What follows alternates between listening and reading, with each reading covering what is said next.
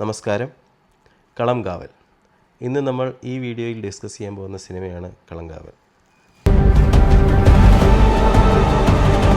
സിനിമയെ പറ്റി പറയുകയാണെങ്കിൽ ജിതിൻ കെ ജോസ് സംവിധാനം ചെയ്ത സിനിമയാണ് കളംകാവൽ. മമ്മൂട്ടി വിനായകൻ കേന്ദ്ര കഥാപാത്രത്തിൽ വന്ന് മമ്മൂട്ടി വില്ലനായും വിനായകൻ നായകനായും വരുന്ന സിനിമ കൂടിയാണ്. 20ഓളം നായികമാർ, പ്രൊഡക്ഷൻ വെയ്ഫെയർ മമ്മൂട്ടി കമ്പനി, പിന്നെ സംഗീത സംവിധായകൻ മുജീബ് മജീദ് എടുത്തു പറയണം, കാരണം ആ റെട്രോ സോങ് വളരെ ഹിറ്റാണ് ഈ ചുരുങ്ങിയ ദിവസം കൊണ്ട് തന്നെ. നമ്മൾ ഈ വീഡിയോയിൽ ഒരുപാടൊന്നും പറയുന്നില്ല. ഈ സിനിമയെ പറ്റിയുള്ള നാല് കാര്യങ്ങൾ മാത്രമേ പറയുന്നുള്ളൂ. ഒന്ന്, എൻ്റെ പിന്നണി പ്രവർത്തകർ, സിനിമയുടെ ഒരു ബാക്ക് സ്റ്റോറി, എന്ത് സപ്പോർട്ട് ചെയ്തിട്ടാണ് ഈ സിനിമ വന്നത്. മൂന്നാമത്തെ കാര്യം, നമുക്കറിയാം 7 ദിവസത്തോളം ഈ സിനിമയുടെ ഒരു മിക്സ്ഡ് റിവ്യൂ ആണ് ഇപ്പോൾ കിട്ടിയിട്ടുള്ളത്. അപ്പോൾ അതിനകത്ത് എന്തായാലും ഒരു പക്ഷേ അവർക്ക് തെറ്റിയിട്ടുണ്ടെങ്കിൽ പറ്റിപ്പോയത് എന്താണെന്നുള്ളൊരു കാര്യം. 4, ഞാനിത് സജസ്റ്റ് ചെയ്യുകയാണ് നിങ്ങൾക്ക്. ഈ സിനിമ നിങ്ങൾക്ക് ഞാൻ സജസ്റ്റ് ചെയ്യുകയാണെങ്കിൽ അതിനകത്ത് ഏത് ഫാക്ടർ വെച്ചിട്ടായിരിക്കും നിങ്ങൾക്ക് സജസ്റ്റ് ചെയ്യുന്നുള്ളൊരു കാര്യം. അങ്ങനെ 4 ഫാക്ടർ വെച്ചിട്ടാണ് നമ്മൾ ഈ വീഡിയോ ഒന്ന് ചെയ്യുന്നത്. ഈ സിനിമയുടെ ഒരു ചലഞ്ചും ഒരു അസറ്റും അതിൻ്റെ കഥ തന്നെയാണ്. കാരണം ഒന്നാമത്തെ കാര്യം, ഈ സിനിമയുടെ കഥ ഭൂരിഭാഗം ആൾക്കാർക്ക് അറിയാവുന്നൊരു കാര്യമാണ്. കാരണം മമ്മൂട്ടി അവതരിപ്പിക്കുന്ന കേന്ദ്ര കഥാപാത്രം സൈനൈഡ് മോഹനൻ കുപ്രസിദ്ധനായിട്ടുള്ളൊരു കൊലപാതകിയാണ്. കൊലപാതകി എന്ന് പറയുമ്പോൾ അയാളൊരു ഫിസിക്കൽ എഡ്യൂക്കേഷൻ അധ്യാപകനാണ്. കർണാടക ബേസ്ഡ് എന്തോ ആണ് യഥാർത്ഥ സംഭവം നടക്കുന്നത്. അയാൾ 20ഓളം പെൺകുട്ടികളെ പ്രണയിച്ച് വശീകരിച്ച് കല്യാണ വാഗ്ദാനം നൽകി ശാരീരിക ബന്ധത്തിലേർപ്പെട്ടതിന് അടുത്ത ദിവസങ്ങളിൽ കൊന്നു കളയുകയായിരുന്നു. അതിൻ്റെ ബേസിൽ ഇറങ്ങിയിട്ടുള്ള സിനിമയാണ് കളംകാവൽ. മമ്മൂട്ടിയുടെ കഥാപാത്രത്തെ പറ്റി പറയുകയാണെങ്കിൽ, യഥാർത്ഥ കഥാപാത്രത്തിൻ്റെ വില്ലനിസം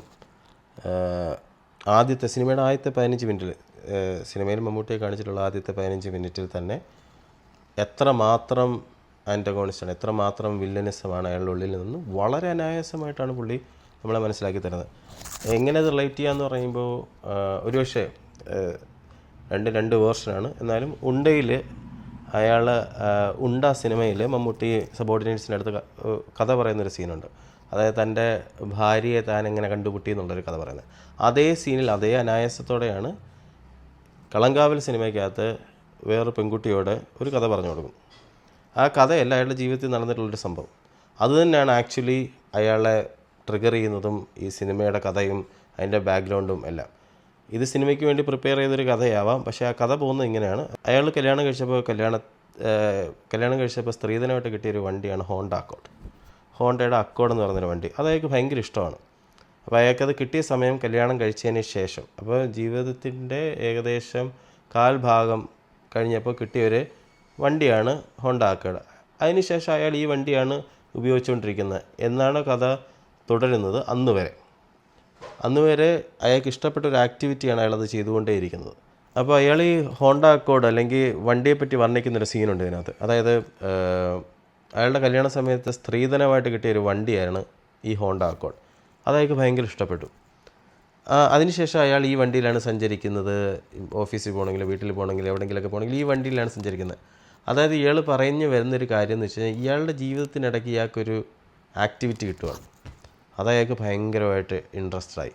പിന്നെ അയാൾക്കത് വിട്ട് കൊടുക്കാൻ പറ്റുന്നത് ജീവിതത്തിൻ്റെ ഒരു ഭാഗമായി. അതായത് ഇയാൾ ജീവിച്ചിരിക്കുന്ന സമയത്ത് മൊത്തം ഇയാൾക്കിതേ ചെയ്യാൻ പറ്റുള്ളൂ. ഇയാൾക്കിതിൽ നിന്ന് മാറ്റി ചിന്തിക്കാൻ പറ്റത്തില്ല. അങ്ങനൊരു ആക്ടിവിറ്റിയാണ് ഈ പറയുന്ന പ്രശ്നം. അതാണ് ഈ സ്റ്റോറിയിലൂടെ ഇയാൾ പതുക്കെ പറഞ്ഞ് മനസ്സിലാക്കുന്നത്. രണ്ടാമത്തേന്നല്ല, ഇതിനകത്തെ കഥാനായകൻ വിനായകൻ തന്നെയാണ്. കഥാനായകൻ എന്ന് പറയുമ്പോൾ, പണ്ടൊരു സിനിമയുണ്ട്, മമ്മൂട്ടി വില്ലനായിട്ട് വരുന്നതായിരുന്നു ഇവരുടെ ഫസ്റ്റ് പിച്ച്. 100% അതിനോട് നീതി പുലർത്തുകയും ചെയ്തു. മമ്മൂട്ടി പ്രോപ്പർലി വില്ലനാണ്. ഇത് വിനായകൻ്റെ സിനിമ തന്നെയാണ്. പണ്ടൊരു സിനിമയുണ്ട്, ഡാർവിൻ്റെ പരിണാമം എന്ന് പറഞ്ഞിട്ടൊരു സിനിമയ്ക്കകത്ത് പൃഥ്വിരാജ് വില്ലനായിട്ട് വരുന്നു എന്ന് പറഞ്ഞിട്ട് സിനിമ ഇറക്കിയതിന് ശേഷം വരുന്നത് പൃഥ്വിരാജ് ചെമ്പൈ വിനോദിൻ്റെ വില്ലനാണ് എന്ന് പറയുമ്പോൾ, പൃഥ്വിരാജിൻ്റെയാണ് സിനിമ, പൃഥ്വിരാജ് തന്നെയാണ് നായകൻ. പക്ഷേ ഇത് ചെമ്പൈ വിനോദിൻ്റെ പടമാണെന്ന് പറഞ്ഞ് കണ്ടവരെല്ലാവരും ആശായി തിരിച്ചു വന്നു. കാര്യം എന്താണെന്ന് വെച്ച് കഴിഞ്ഞാൽ, ഇത് ആക്ച്വലി പൃഥ്വിരാജ് വില്ലനൊന്നുമല്ല, നായകൻ തന്നെയായിരുന്നു. പക്ഷെ അതുപോലല്ല, ഇത് വിനായകൻ്റെ സിനിമയാണ്. വിനായകൻ്റെ ഒരുപാട് വൈഡായിട്ടുള്ള സംഭവങ്ങളൊന്നുമില്ല. അതായത് പുള്ളി കൺട്രോൾ ചെയ്ത് അഭിനയിപ്പിച്ച പോലെയാണ് എനിക്ക് തോന്നുന്നത്. 4-3 ഭാഗവും പുള്ളിയെടുത്ത് ഇത് മതി, this is what we need എന്ന് പറഞ്ഞുകൊണ്ട് ആണ് കുറേ കാര്യങ്ങൾ. പക്ഷേ ക്ലൈമാക്സിൽ പുള്ളി അഴിച്ചു വിടുന്നുണ്ട്. അതുപോലെ തന്നെ പുള്ളി ഒരു പോലീസ് ഉദ്യോഗസ്ഥനാണ്. പുള്ളി എല്ലാ സിനിമയിലും പോലെ സ്റ്റാർട്ട് ചെയ്യുന്ന ഒരു സിമ്പിളായിട്ടൊരു കേസ് അന്വേഷിക്കാൻ പോകുന്നൊരു കഥാനായകൻ. അതിനകത്ത് നിന്ന് വേറൊരു ഡൈവേർഷൻ കിട്ടുന്നു, അങ്ങനെ പോകുന്നു. അപ്പോൾ വളരെ മിടുക്കനായിട്ടൊരു പോലീസ് ഉദ്യോഗസ്ഥൻ, ഇദ്ദേഹത്തിന് കിട്ടുന്നില്ല ഒരു കാര്യം, ഒരു ഫാക്ടർ, അങ്ങനെ വിട്ട് കളയുന്നു. അതിനകത്ത് തന്നെ കോമൺ ആയിട്ട് ഇത് എങ്ങനെ റിയാലിറ്റി ആയിട്ട് റിലേറ്റ് ചെയ്യാൻ പറ്റുമെന്ന് പറഞ്ഞാൽ അതിനകത്തൊരു ഈ സിനിമയ്ക്കകത്ത് തന്നെ ഒരു ഡയലോഗുണ്ട്. എത്ര മിടുക്കനാന്ന് പറഞ്ഞാൽ ഒരു 2-3 പേരൊക്കെ സ്ലിപ്പായി പോകും കയ്യിൽ. ഇപ്പം 100 തെളിയിച്ചവരാരുമില്ല.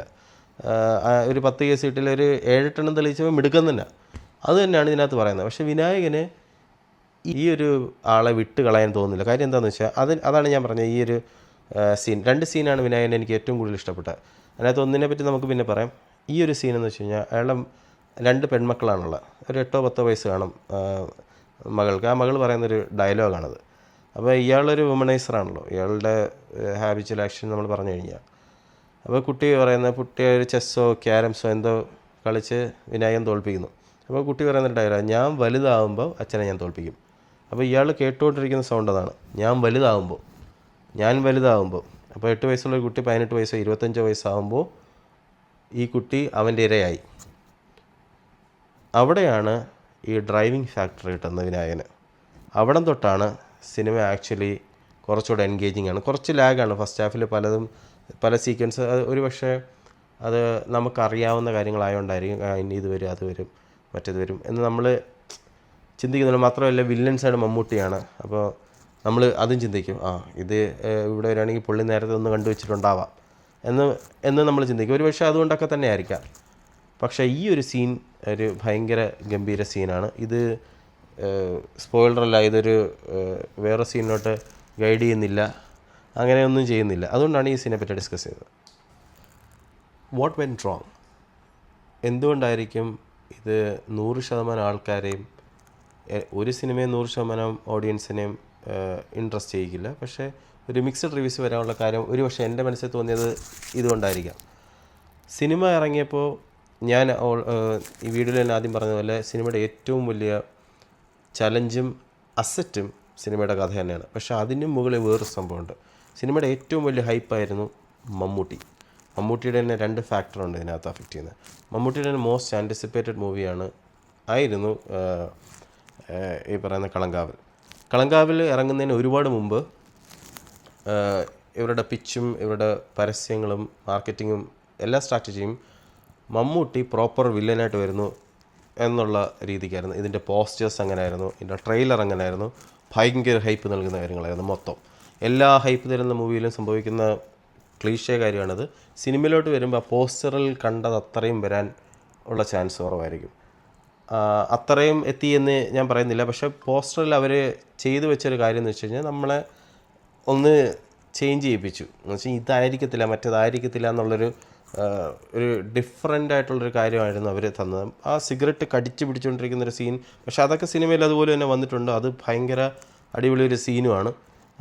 പക്ഷേ അതൊരു നെഗറ്റീവ് ഷെയ്ഡ് വരുന്നതുകൊണ്ട് നമുക്ക് അതിനെ അപ്രിഷ്യേറ്റ് ചെയ്യാൻ പറ്റത്തില്ല. രണ്ടാമത്തെ കാര്യം, മമ്മൂട്ടി വില്ലനായിട്ട് വരുന്നു എന്നുള്ളതാണ് ആദ്യത്തെ ഫാക്ടറെങ്കിൽ, രണ്ടാമത്തെ ഫാക്ടർ മമ്മൂട്ടി ഒരു അസുഖത്തിനെ അതിജീവിച്ചിട്ട് വന്നതിന് ശേഷമുള്ള ആദ്യത്തെ സിനിമയാണ്. അതായത് മമ്മൂട്ടി വില്ലനായിട്ട് വരുന്നു എന്നുള്ളൊരു പ്രത്യേകത. രണ്ടാമത്തെ പ്രത്യേകത എന്താണെന്ന് വെച്ച് കഴിഞ്ഞാൽ മമ്മൂട്ടി തനിക്ക് വന്നൊരു അസുഖത്തെ അതിജീവിച്ച് വരുന്നു. അപ്പോൾ ഇത് രണ്ടും കൂടെ ആകുമ്പം ഒരു മെജോറിറ്റി ഓഫ് ഫാൻസും പിന്നെ ബാക്കി സിനിമ ആരാധകരെല്ലാവരും ഒരേ സമയം കാണണമെന്ന് വിചാരിച്ച് വരുന്ന സിനിമയിലാണ് ഇങ്ങനെ അത്രയും ചിലപ്പോൾ ഡിസപ്പോയിൻമെൻറ്റ് വരാം. കാര്യം മമ്മൂട്ടി പണ്ട് ഏതോ ഒരു ഇൻ്റർവ്യൂവിനകത്ത് പറഞ്ഞ് ഞാനിപ്പോൾ ഓർക്കുന്നു. അപ്പോൾ ഒരുപക്ഷെ വലിയ സ്റ്റാറാണെന്ന് എന്നെ വിളിക്കാതെ ഒരു നല്ല ആക്ടറാണ് എന്ന് വിളിക്കുന്നത് എനിക്ക് ഒരുപാട് കേൾക്കാൻ ഇഷ്ടപ്പെടുന്ന കാര്യമാണെന്ന് പറയുന്നുണ്ട്. അങ്ങനെയുള്ളവർക്ക് ഈ സിനിമ എന്തായാലും ഇഷ്ടപ്പെടും. കാരണം പുള്ളിയുടെ പെർഫോമൻസ് നമുക്ക് റിലേറ്റ് ചെയ്യാൻ പറ്റത്തില്ല, അത്ര ബെസ്റ്റായിട്ടാണ് പുള്ളി അത് പെർഫോം ചെയ്ത് വെച്ചേക്കുന്നത്. രണ്ടാമത്തെ ഫാക്ടർ ഞാൻ നേരത്തെ പറഞ്ഞ പോലെ ചലഞ്ച് എന്ന് പറയുന്ന കഥയാണ്. കഥ മെജോറിറ്റി ഓഫ് ആൾക്കാർക്ക് ഈ കഥ അറിയാം.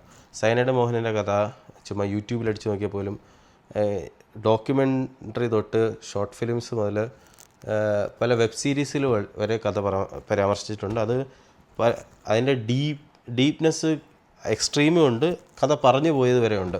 അങ്ങനെ പല വേർഷൻസ് ഓഫ് സ്റ്റോറി ഇതിൻ്റെ ഇപ്പോഴും ഓൺലൈനിൽ ലഭ്യമാണ്.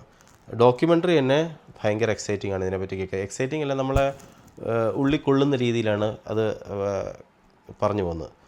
അപ്പോൾ അങ്ങനത്തെ ഒരു കാര്യമുണ്ട്. അപ്പോൾ കഥ എല്ലാവർക്കും അറിയാവുന്നൊരു കാര്യം നമ്മൾ സ്ക്രീനിൽ കാണും. അപ്പം എക്സൈറ്റ്മെൻറ്റ് വരണമെങ്കിൽ അതിനപ്പുറം നമുക്ക് എന്തെങ്കിലും ക്രിയേറ്റ് ചെയ്തേ പറ്റത്തുള്ളൂ. അതവർ 1-2 ഇടത്ത് ചെയ്തിട്ടുണ്ട്. പിന്നെ ഈ 20 പേരുടെയും കഥ പറഞ്ഞു പോകുന്നുമുണ്ട്. മെജോറിറ്റി ഓഫ് ആൾക്കാരുടെ കഥ കാണിച്ചു പോകുന്നുണ്ട്. പറഞ്ഞു പോകുക മാത്രമല്ല, കാണിച്ചു പോകുന്നുണ്ട് ഈ സിനിമയ്ക്കകത്ത് തന്നെ.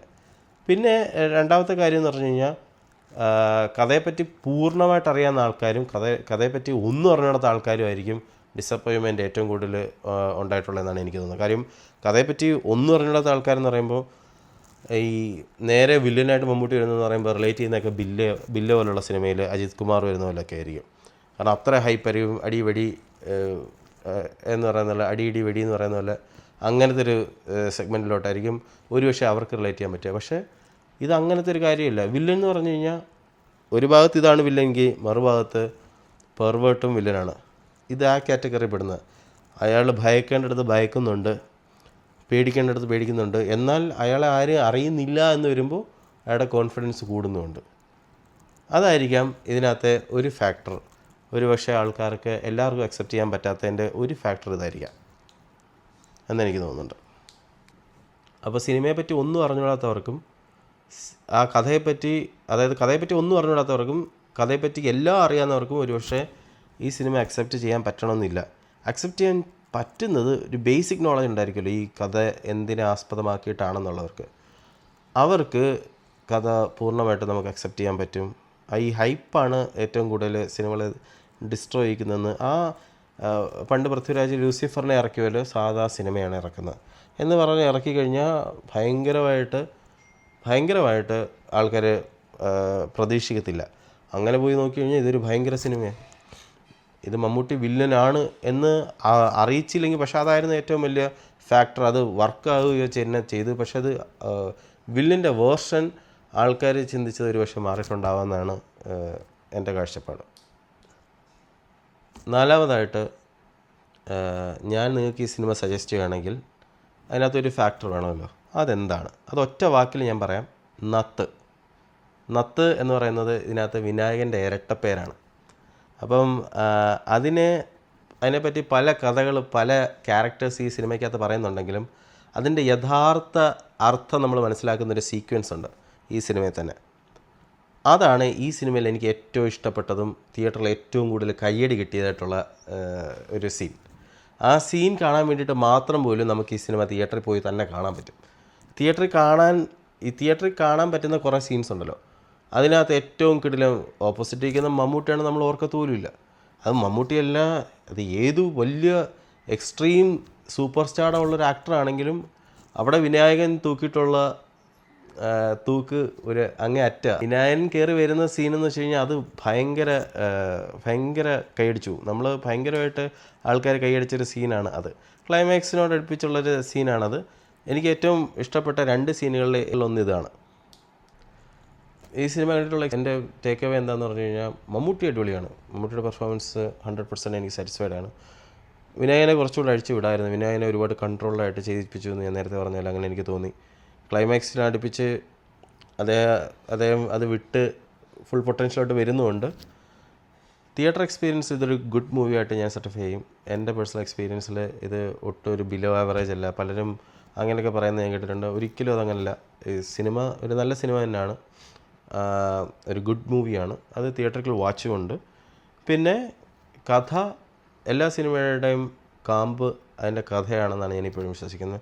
എത്ര നല്ല സിനിമാറ്റോഗ്രഫി ഉണ്ടോ, എത്ര നല്ല സ്റ്റാർസ് ഉണ്ടോ, എത്ര നല്ല ക്യാരക്ടേഴ്സ് ഉണ്ടോ, ഏത് പ്ലാറ്റ്ഫോമിലാണോ ഇറങ്ങുന്നത്, ഏത് ജോണറിലാണോ ഇറങ്ങുന്നത്, എന്തൊക്കെയാണെങ്കിലും അതിൻ്റെ കഥ അതിൻ്റെ ഇമ്പോർട്ടൻസിൻ്റെ ഏറ്റവും വലിയ ഘടകമാണ്.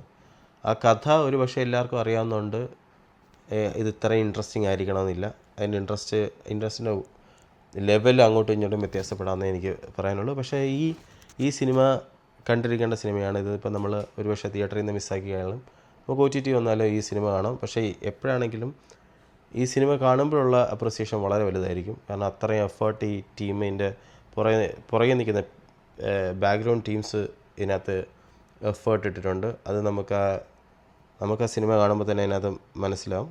അപ്പോൾ കളങ്കാവിൽ എന്ന സിനിമ കണ്ടിട്ടുള്ളവർ അവർക്ക് ഏറ്റവും ഇഷ്ടപ്പെട്ട സീൻ ഏതാണെന്ന് വെച്ച് കഴിഞ്ഞാൽ താഴെ ഷെയർ ചെയ്യാൻ മടിക്കരുത്. ഈ വീഡിയോ കണ്ട എല്ലാവർക്കും നന്ദി. ഇനി അടുത്ത വീഡിയോ കാണുന്നവരെ see you next time. By.